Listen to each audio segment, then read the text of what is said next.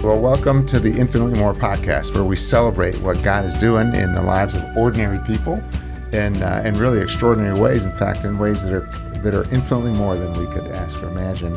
And we have the great privilege of having two guys that I consider really close friends with us today to be part of the podcast. They are Pastor Corbin Hogue, who pastors One Community Church in the Nicholtown neighborhood of Greenville, South Carolina. Yes, sir. Yeah. Oh, yes, sir. And Pastor Rob Rojas, Yes. who leads the Oasis Community Church in the Kensington neighborhood of Philadelphia. Yep. So welcome, guys. It's an honor to be here. Thank Yeah. you. It's good to be here. And we just want I to. guess there's me, who is not a good friend of Rick's. So the two of you are really good friends, and then he just like stuck with me, the slob over in the corner. Something like that. Yeah, he didn't deny it. Did you ever deny it? He didn't deny it. She did. Yeah, you're privileged. Yeah, apparently. So Jeff, Yes. as a senior pastor at Grace Church, it's great. I just want to, spend the episode chatting with these guys, hearing their stories, and I'd love to hear your reaction too to kind of their stories and what God's doing through them and how they're a part of the movement of Grace Church. Yeah, I'd absolutely. love to get have you share your heart about that. So, Corbin, why don't we jump in with you and tell us your stories. Tell us about One Community Church. Tell us about just how your story, how it got started there, and a little bit about what God's doing there. Yeah, my story with One Community got started it got to go back to 2020, like during COVID. I was part of a large church in Atlanta, serving on staff there. But I kind of had like this holy frustration. Kind of had all of what ministry success looks like, as far as big stage preaching and doing all of those things, but still had this discontentment, worrying about people who come from environments how I was raised, and that's in underserved communities. And so I remember calling Jeff in the middle of COVID and saying, "Hey man, like I feel like I'm called to like plant a church, like to walk away from this church that I'm a part of, and I feel like the Lord is calling me to plant a church in the inner city." And I never forget, I said, "Am I crazy?" And he said, "Yes, you are crazy," because church planting is hard. But he just kind of affirmed like the dream that I had to go into the inner city to plant a church. And we moved here to Ohio, did a pastoring training program where we kind of dreamed and prayed about what the Lord would like really have for us next as far as church planting. In 2021, moved to a community in Greenville, South Carolina that's underserved called Nicholtown. Medium household income is $23,000, single parent household, gang violence, all of the things, and felt like the Lord wanted us to go back there and share the hope of the gospel. And at the time of this recording, we celebrated our 4-year anniversary, and none of that is not possible, first without the Lord, but without Grace Church. Like you guys believed in the dream that we had and still believe in it, and folks are meeting the Lord, and we are making Jesus make sense in Greenville. Yeah, So, yeah. That's awesome, man. And Jeff, I guess why don't you tell us a little bit about your connection with Corbin, and why Grace Church would get behind a church planter in Greenville, South Carolina. We got behind a church planter in Greenville, South Carolina, because his name's Corbin. And I'm serious. It was Corbin and I don't even remember how long ago we met now, but we met and just kind of had a pretty quick friendship, Oh, yeah, for you know, sure. and it's a long story how we met, but we kind of met through another friend. And I just think pretty quickly, like our hearts connected, and our trust levels connected. And so we were friends. Corbin was in ministry, and I had been involved in like coaching the church and trying to help the church that he was in before he went to Atlanta. Yeah. And so we just struck up a friendship and a love for each other and a trust for each other. Then he went to Atlanta, which is why he called. We were friends already, you know, and so we were, we had been talking, and know his wife, Creticia, his back then it was just the boys. His daughter wasn't born yet, but just loved them. And when I met Corbin, I think I saw like this natural leader, a guy that loves Jesus, loved his story. Corbin's very has a lot of charisma, like he's a people magnet. So like I saw all that, but I think I also saw that you really had not had a chance to be in a healthy church. Yeah, for sure. And so when he was talking about going to Nicholtown, that was I was like, come up and just be a part of a healthy church for a minute, man, and like let us coach you, rest a little bit. There have been some difficult things ministry wise that you and KK had gone through, and so I was like, if you just come up and rest. I had to talk him into it because he is a Southern gentleman, man. All like day, yeah. He's like, first thing he's like, it's cold up there. I was like, listen, Heidi's Brazilian. If she can survive it, you can survive it. For sure. But they just came up and we're here for about a year, and a lot of it was healing. Yeah. And then like there's healthy ways to do things. There it was funny, I think, and I don't want to just speak for you, Corbin, so jump in, but like I think there was a little bit of a pressure to be like a ministry superstar. Oh, yeah, for sure. And it's actually not your heart at all. Like it was, especially in the context that I was served in, and I don't say this in a bad way about Atlanta, but even just the South in general, that Christian celebrity thing is a thing. In the past ministries that I was a part of, it really was like pressure to be the next thing.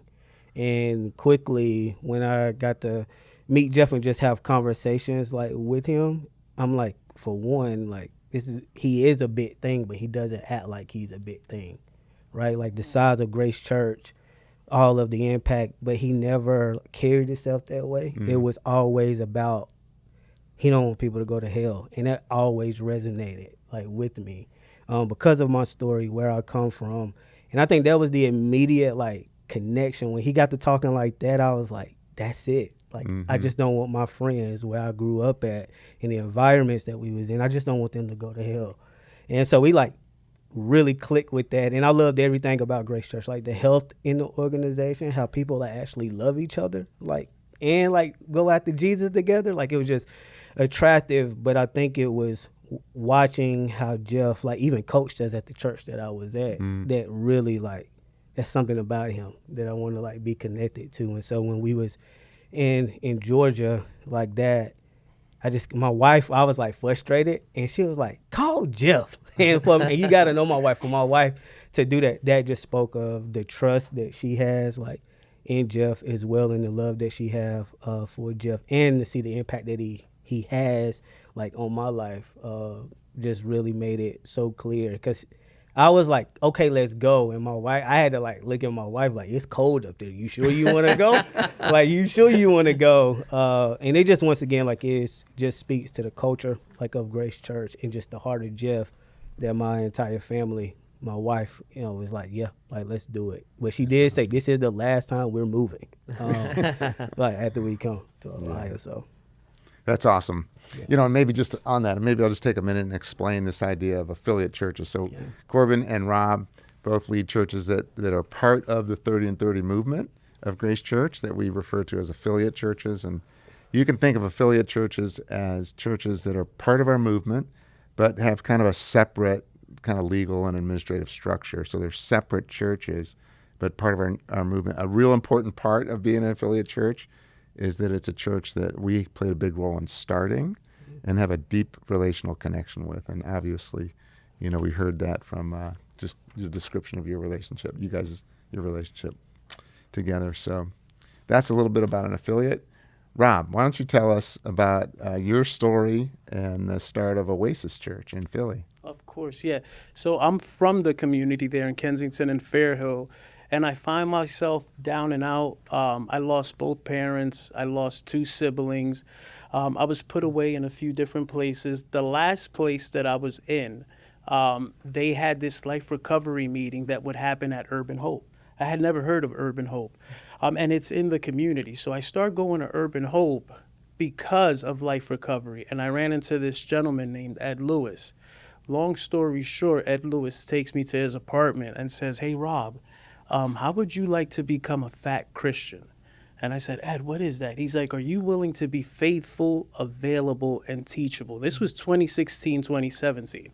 And I said, you know what, given my background, everything I've been through, I don't have anybody. I said, are you willing to mentor me? And he's like, that's exactly what I'm offering you, an opportunity to mentor you.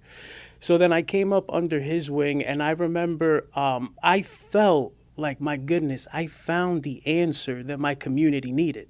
Like, I found the answer that my community needed. So if this guy's going to bring me under his wing and train me up, I want to give that answer to the people around me. So that was my thinking behind that. Started working construction, started volunteering at Urban Hope Community Church, married my wife. We became leaders in the church.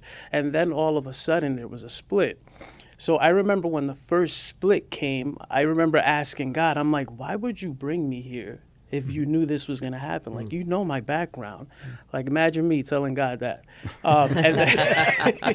And then after that, like, it was now just a bunch of community people, relocators left, the missionaries left. So there's just community people and Ed Lewis leading us. And then there was another split because an interim pastor just wasn't a good fit. So when that happened, COVID came around, and now everybody's leaving. And I remember it was the last leaders of the church, and Ed Lewis and myself were standing on the corner of A and Tioga. And Ed Lewis says, what are you guys planning to do? And the leaders, one of his name was Orlando and his wife, they said, well, we're planning to leave and we're going to sit under somebody else and try to develop a different ministry that way. And Ed Lewis looks at me, and I said, Ed, I mean, I have nowhere to go. I said, I'll stay here till the wheels fall off of this thing. I said, as long as the doors are unlocked, I'll keep coming. So I remember Ed was retiring. So I'm like, what am I doing? This doesn't make sense. Like, what's going on here?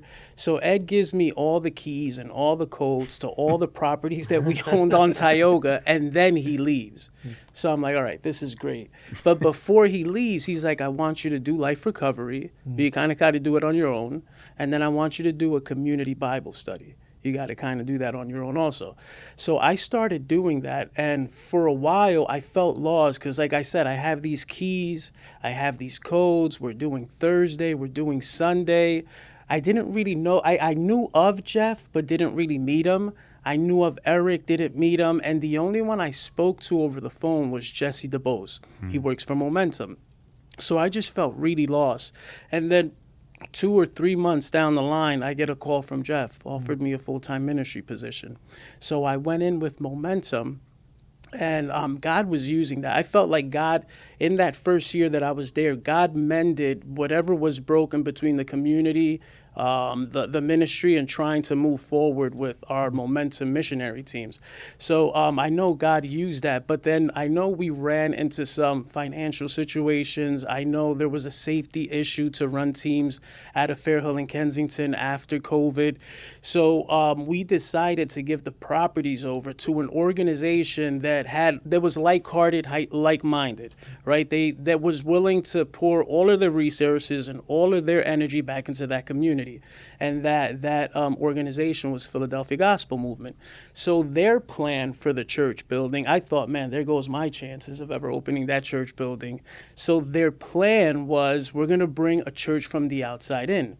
And they had solidified like an agreement, and none of us knew this, but the church that was going to rent the building, they had their own congregation. So their focus wasn't the community.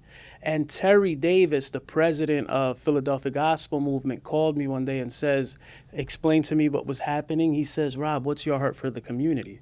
I said, well, my heart for the community was, before the buildings were given to you, was to open that church, to bring honor and dignity to the community. That's a community church. It's surrounded by literally like 180 homes. I said, it should be for the community. And to my surprise, he says, Rob, how about if I give you the church building rent-free? And he's like, and we'll pay the utilities. Can you do something with that? So immediately, the first thing that popped into my mind, I said, I got to call Big Jeff and let him know what's going on. Because, I didn't know anything else. So I said, I got to call Jeff and let him know what's going on with this. But I called him. I remember it was like, I don't know, maybe February, April. And I explained the whole thing to him. And Jeff says, Rob, let's talk at Momentum Youth Conference. Well, that's in July. So I'm like, oh man, so now I have to wait. And I was just wondering what it was that was going to come out of all this, and maybe what Jeff had in mind. And long story short, when we spoke, and I told them everything that was going on in Philly, and I had this building, I didn't really know what to do with it. That's when Jeff devised a plan to throw us into the sphere of the 30 and 30, and I was thrilled. Because there was no way we could have made it without the help of Grace Church. There was just no way. Yeah, that's awesome, Rob. Yeah, Jeff, why don't you respond to that? What help us understand from your perspective why invest in Rob in Philadelphia? Well, we're in Philadelphia because of Rob. So it's a little bit like Corbin. Like I got to know Rob. Momentum is another organization that Grace Church partners with and that I run. And so I got to know Rob like just by taking over that organization, and we had some stuff to fix, and Philly was part of that. But Rob was there. And I just saw his heart. I saw his passion for the community. Rob is a guy, Rob and Angie are a family that lives in a very difficult community and doesn't have to be there. Yeah. They want to be there. And I'm like, man, they want to, it's hard soil. It's a lot like Nicholtown. It's gangs and drugs and violence and a lot of insanity. Mm-hmm. But they're like, what this place needs the gospel. We love this place. We're not trying to get away from it. And I'm like, you don't find that. Mm-hmm. And so Rob is a person. Both of these men are men that I have a deep respect for. They're married to incredible women. They have a beautiful family. And so that part's easy. But they would feel called to hard places, and I'm like, that's rare, you know. And so they need the places that they're called to don't have the resources that like a suburban church would have. But the body of Christ, I'm like, the Paul's very specific that the stronger parts come around the weaker parts. They're not weak in leadership or weak in spirit or weak spiritually. The community they're working in can't support itself and those kind of things. So I'm like, God has brought like Rob and Corbin into my life. He's put me in this weird position of like leadership over, you know, the Grace Church and the world. And I'm like, this is a no-brainer for me. And so these guys, like when they interact with our elders, when they interact with as you guys are listening to this, you want to go to Nicholtown, you want to go to Philly, right? Because you're like, I want in on this.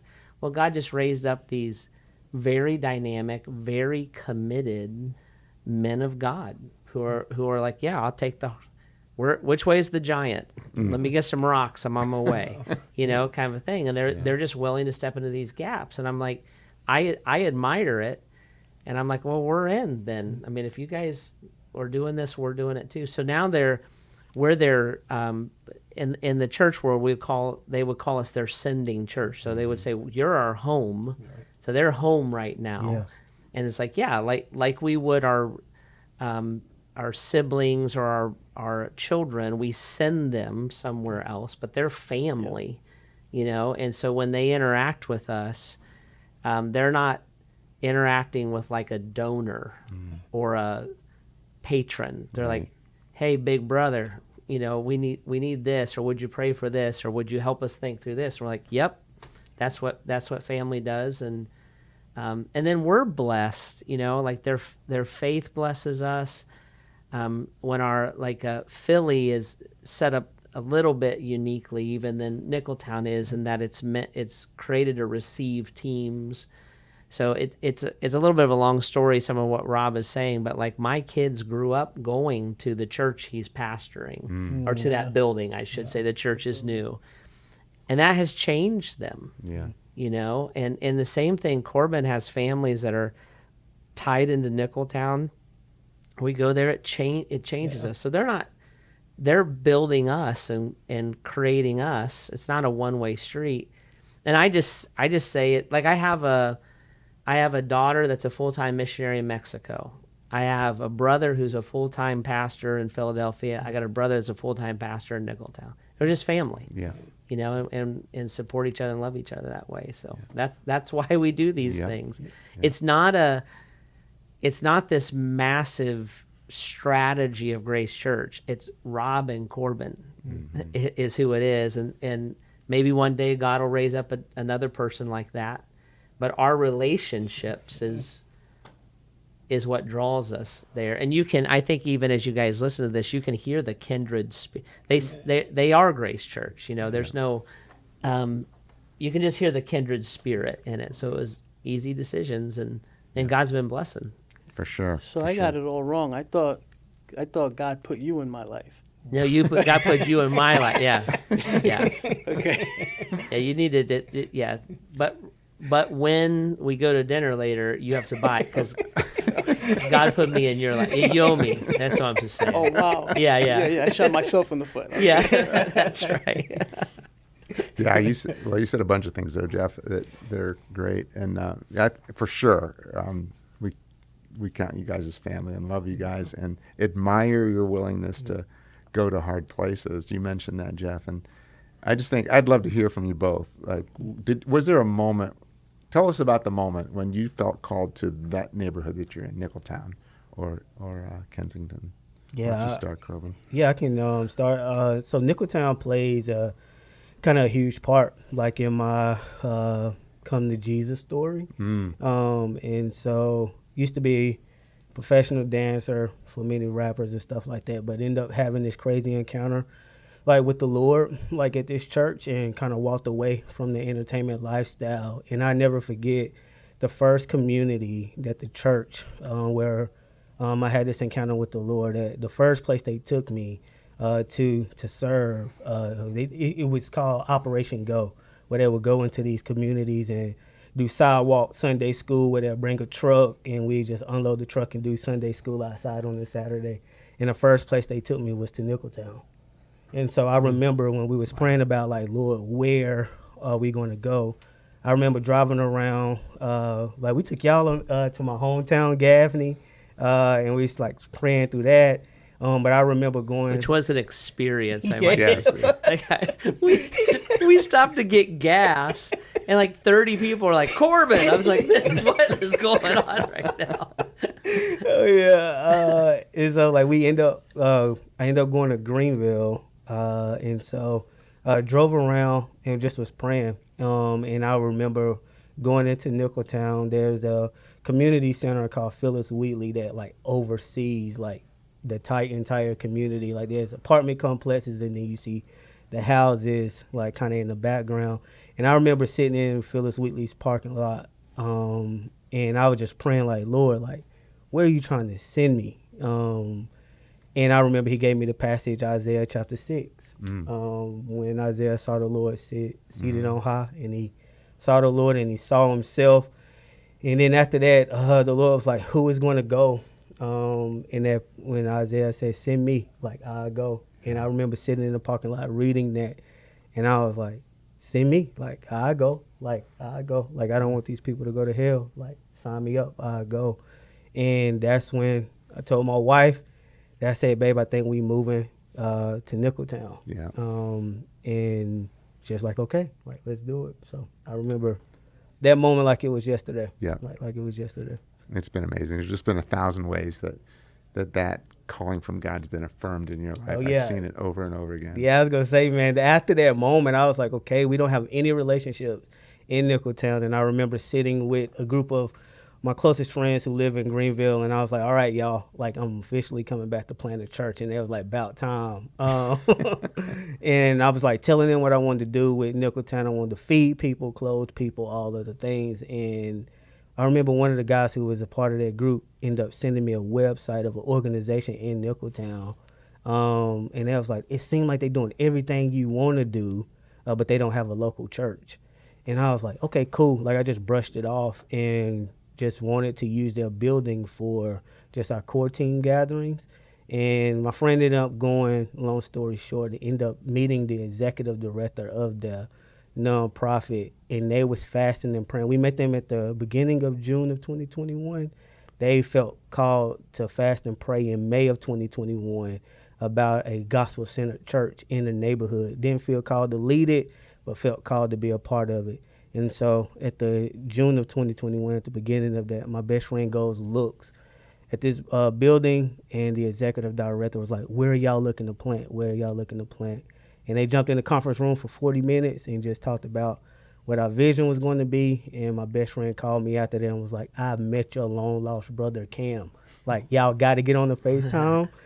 And that just turned into a snowball effect. Right when I was praying, like, God, how we gonna get into the neighborhood? He opened the doors for us to be there. And now we 4 years strong. And I would say early on, we stood on their shoulders, like in the community, because they had so much credibility and all of that. And all they was missing was a gospel-centered church. I tell everybody, I think we was a part of a bigger piece to a puzzle that the community was missing. And I thank God every day that he gave me the holy frustration to want to go into this community. And I like to say also, too, that I thought we was going into this community for the folks in Nicholtown, but I think God also knew that Corbin, like, needed the people, like, in Nicholtown.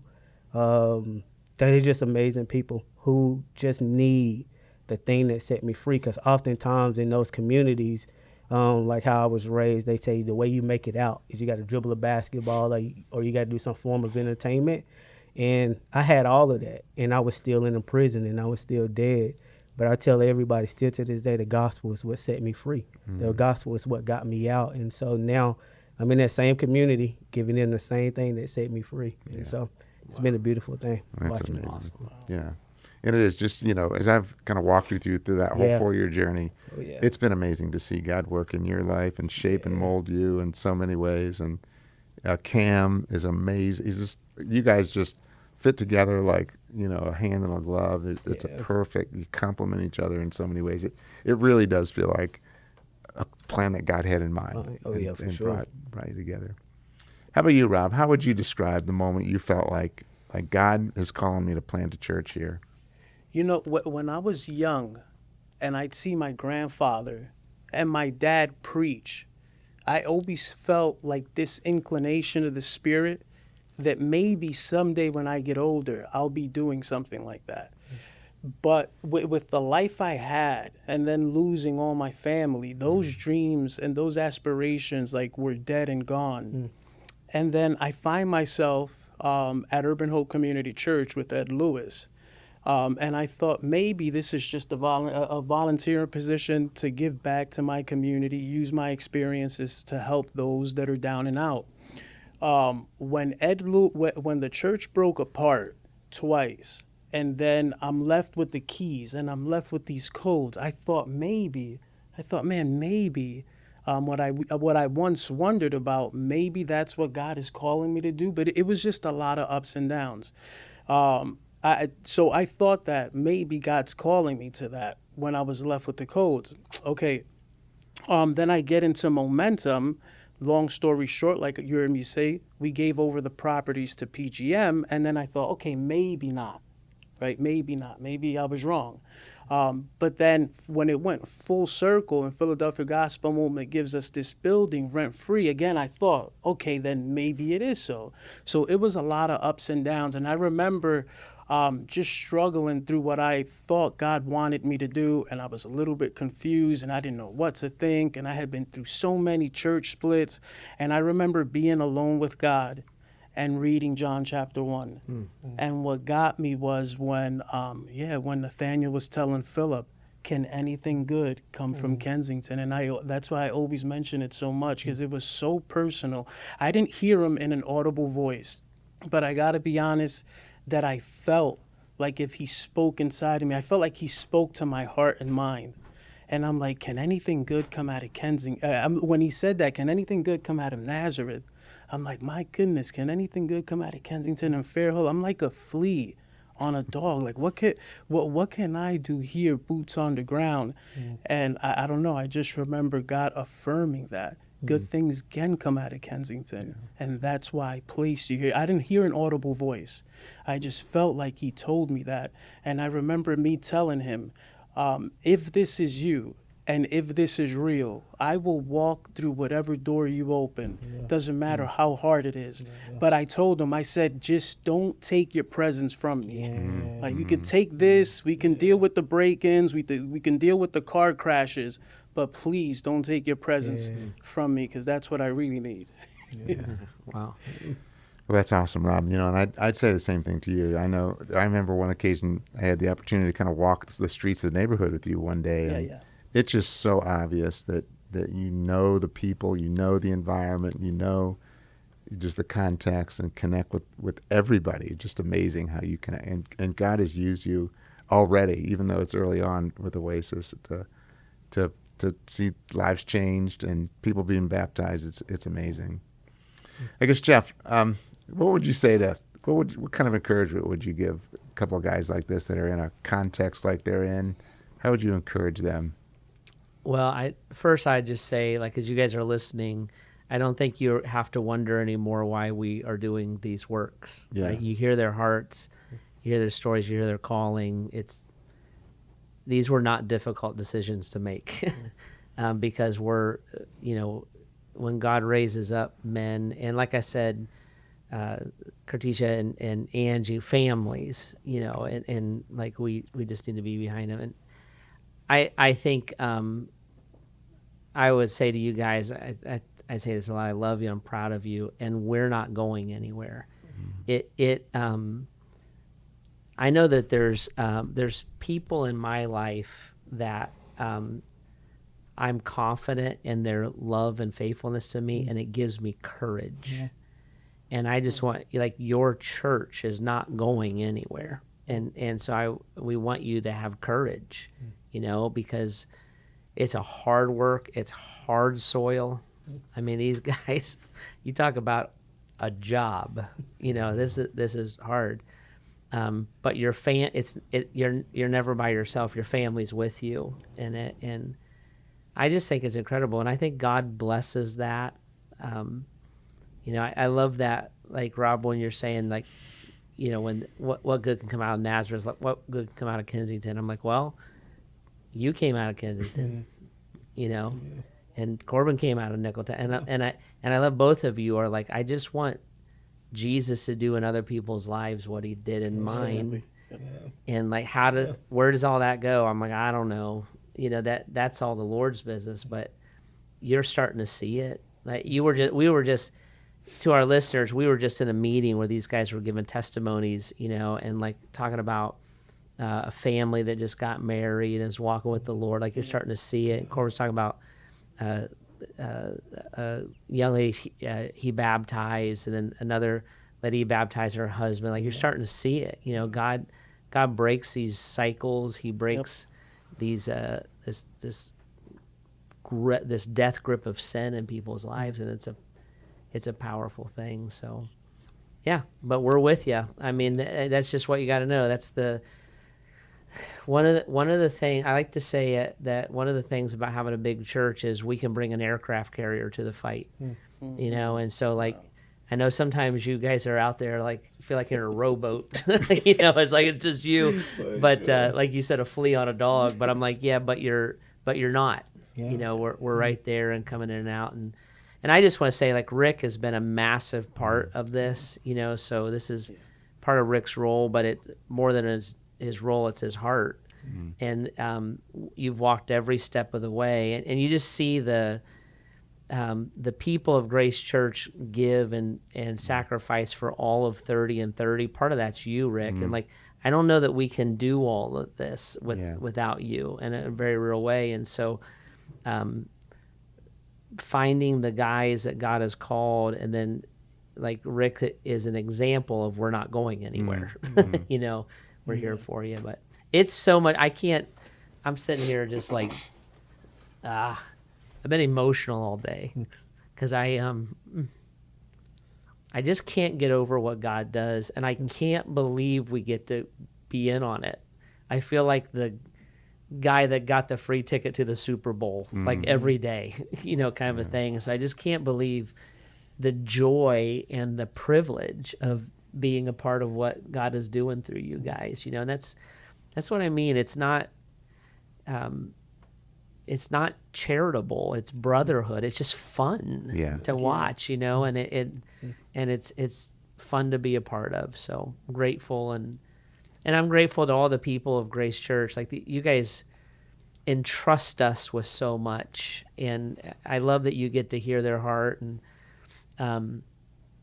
you know, and they're and I'm just grateful that you're a part of it. So it's fun. I'm proud of you both. Very proud of you both, and your wives. Like you have to meet these ladies sometimes. They're strong, and they have to be, because these are tough assignments, and they do a great job with it. Yeah. Well, it's been a blast. I love doing it. I love the journey that we've been on together, and it's just like you said, Jeff. It's a joy. It's just a joy to see God at work in you, and God at work through you, hearing the stories of life change of the people in your neighborhoods, and even in your own families, and it's been a blast.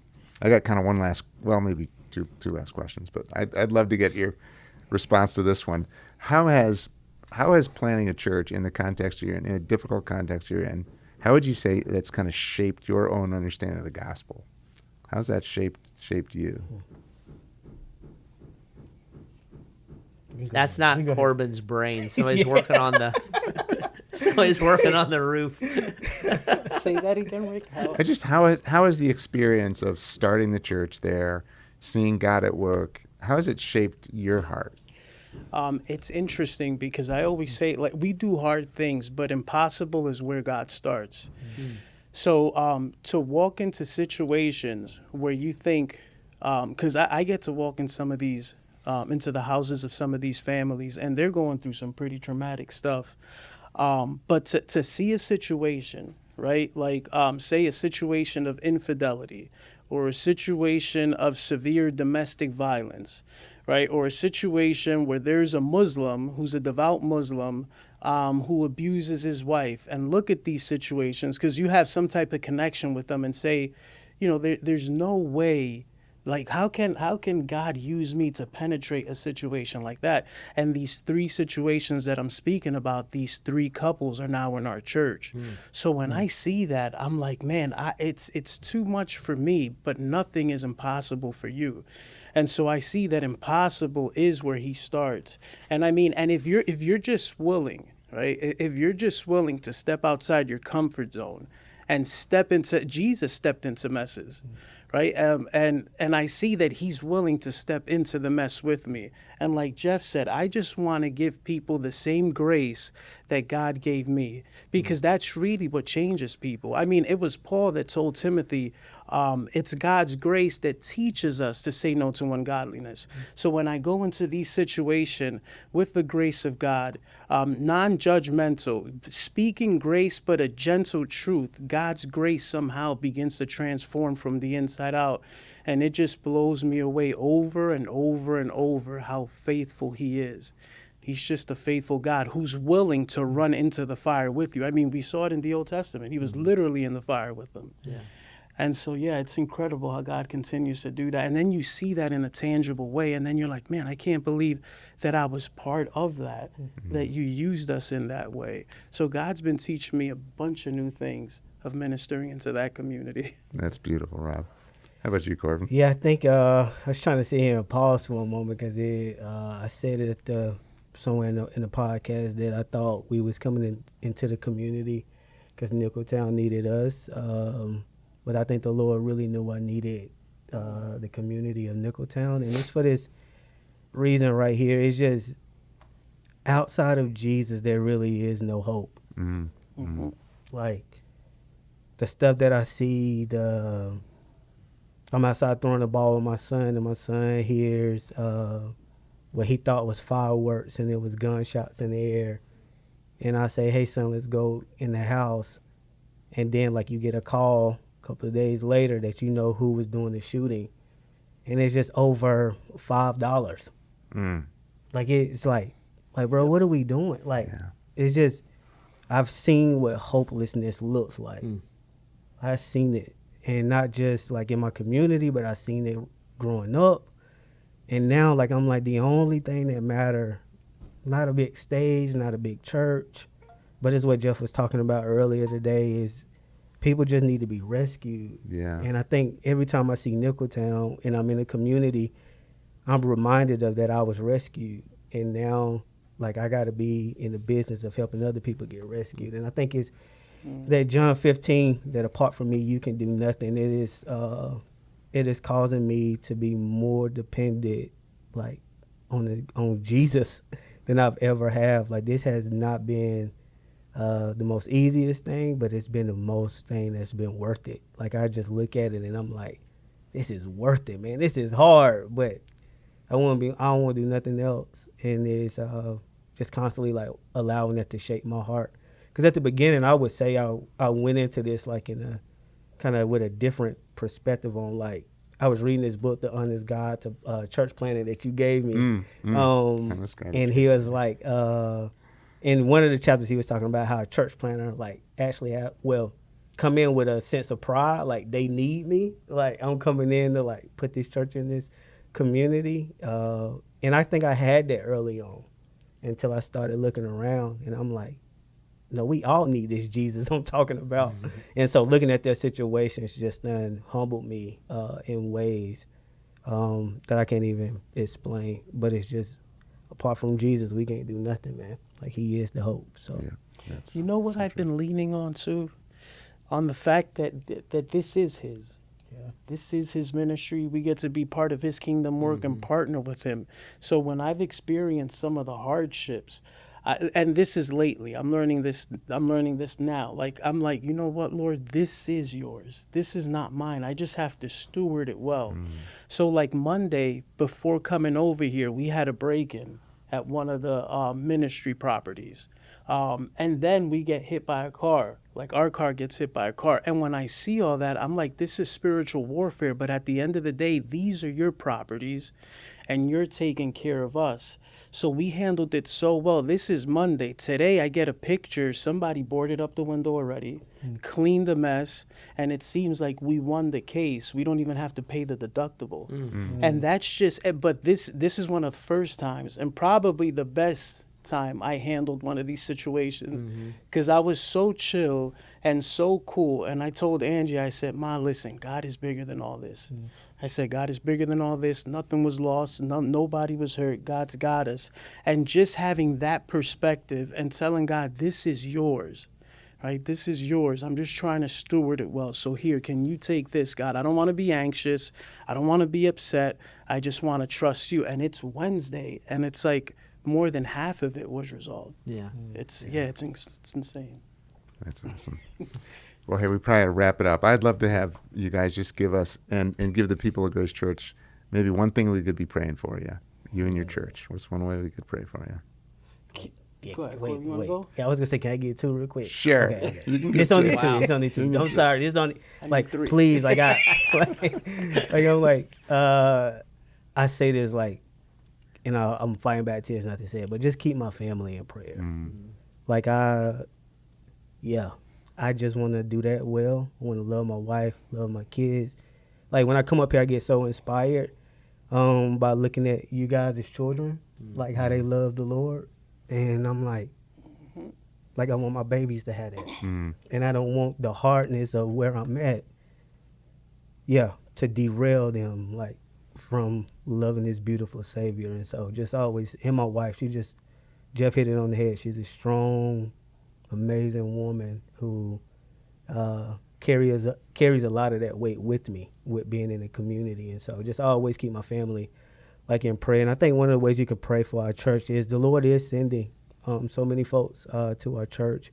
We're preparing to go to 2 services at the end of August, which I am so happy about, but we need laborers, like the harvest is plentiful, but the laborers are few. And so just be praying for us as we move to 2 services. So, yeah. Okay. I'm in line with that. So I've heard it say that the light that shines the farthest shines the brightest at home. So I just pray for wisdom for my wife and I to be able to lead not only our family structure first, like our family home first, so that continue to be healthy.